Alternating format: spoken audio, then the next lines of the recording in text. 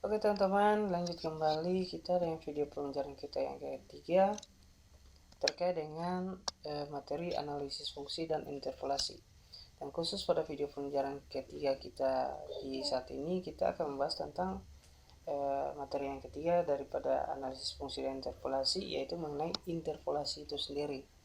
Oke, jadi dalam bidang matematika analisis numeris ya, interpolasi itu didefinisikan sebagai sebuah metode yang menghasilkan titik-titik data baru dalam suatu jangkauan dari suatu set discrete data-data yang diketahui. Jadi ini merupakan definisi yang saya peroleh melalui Wikipedia.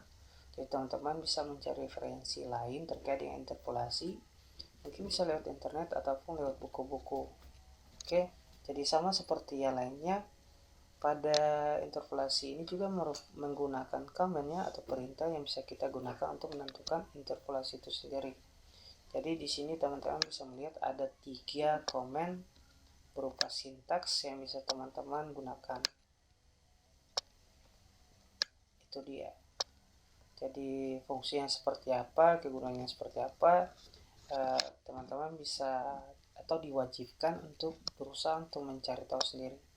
Jadi khusus untuk video pembelajaran kali ini, saya akan coba mensimulasikan atau mendemokan salah satu perintah saja biar teman-teman bisa paham terkait dengan sintaks-sintaks yang ada. Jadi mungkin sedikit saja. Jadi untuk inter P1 ini itu merupakan interpolasi satu dimensi ya. Terus ada XY, XX ini ya hampir semua komen memilikinya. Itu merupakan variabel-variabel fungsi ya yang bisa kita buat.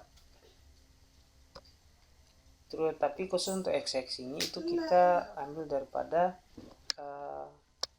data pertama kita dari X ini, dan itu dibentuk dalam sebuah vektor kolom. Oke, terus untuk yang komen yang kedua khusus untuk string ya. Khusus untuk yang string ini itu menunjukkan sebuah metode.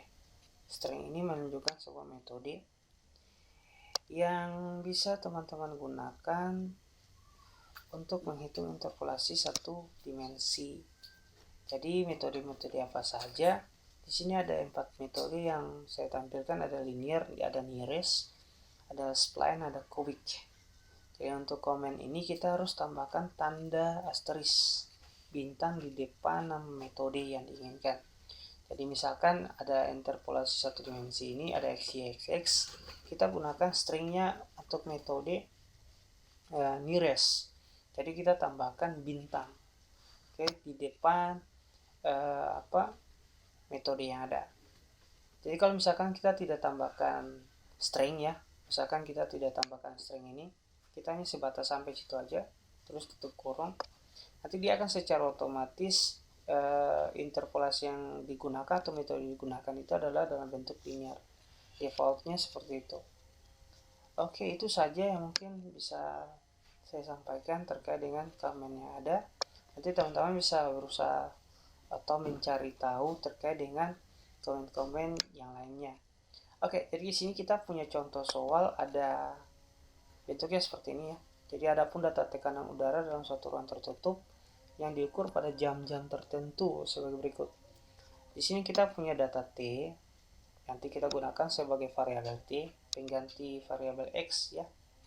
Itu dari 0 sampai 12 dengan satuannya dalam bentuk jam. Terus kita punya P itu sebagai tekanan udara, itu nilainya itu dari 600 sampai dengan 300. Jadi kita diminta untuk menginterpolasikan dengan menggunakan beberapa metode dan plotkan pada satu gambar. Ya, kita menentukan interpolasi, kemudian kita membuat plot, dan semuanya itu dalam satu gambar. Jadi karena di sini diminta untuk menginterpolasikan dengan beberapa metode, maka sintaks atau komen yang nanti kita gunakan adalah sintaks yang kedua ini. Oke, kita langsung saja.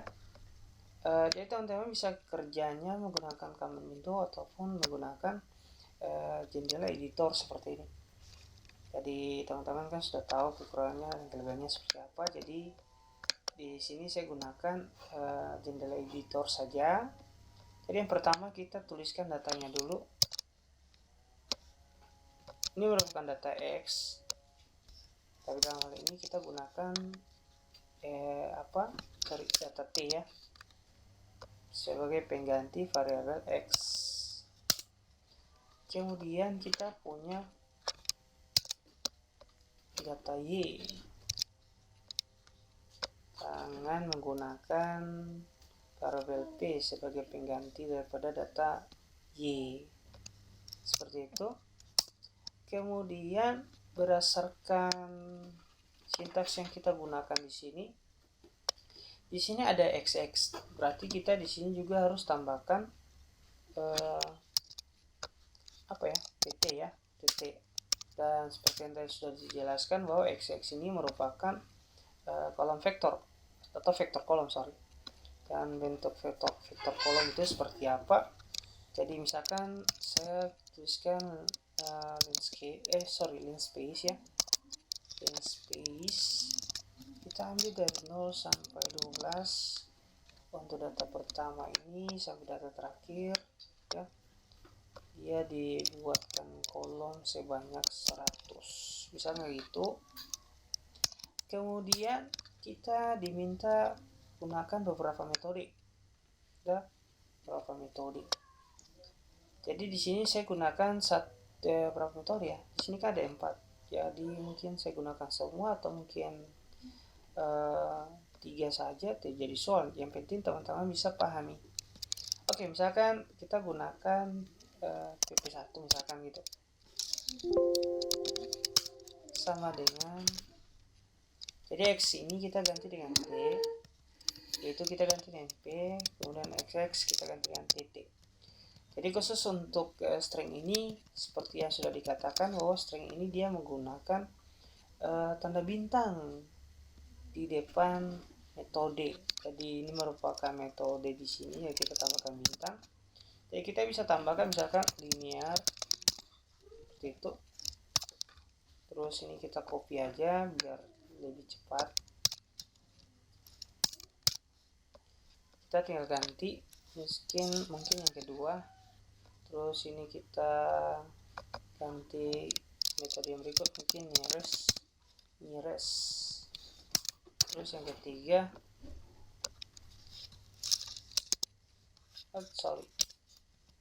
salah,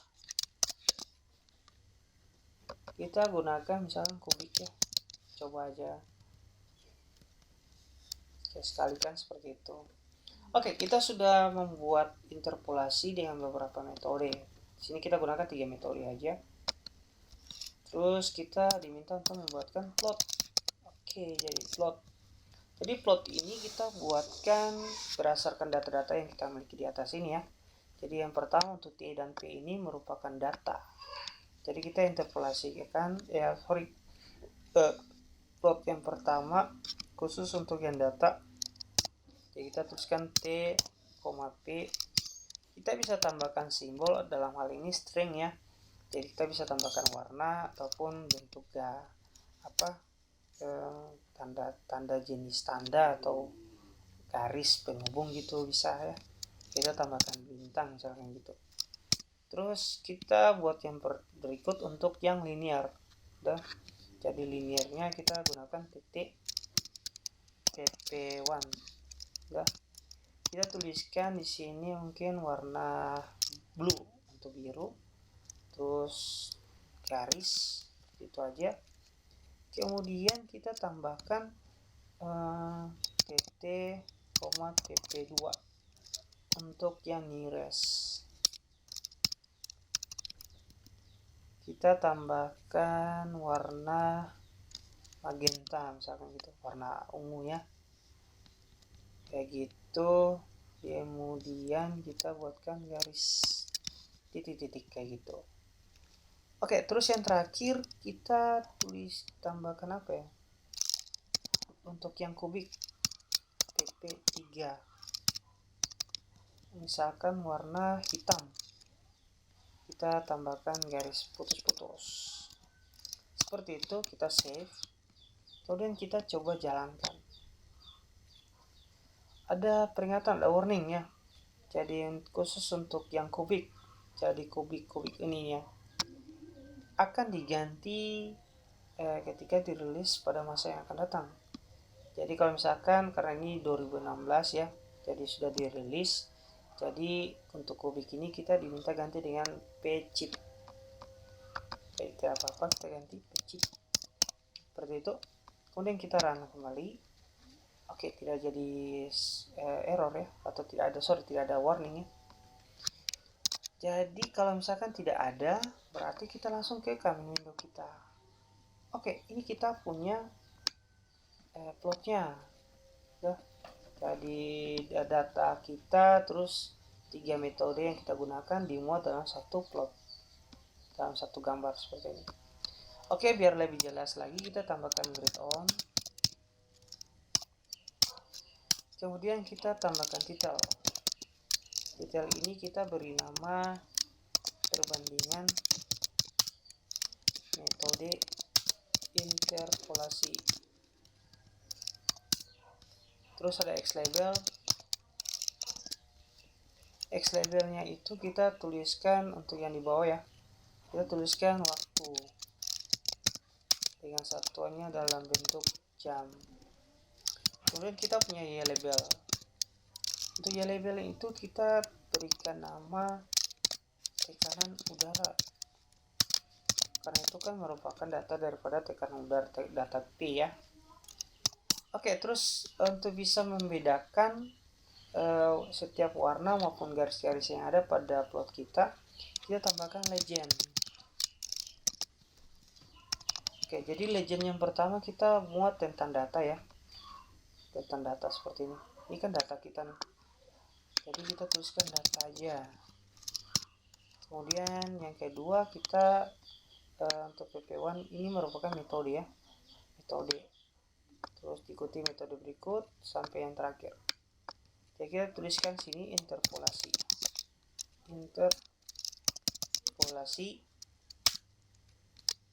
linear.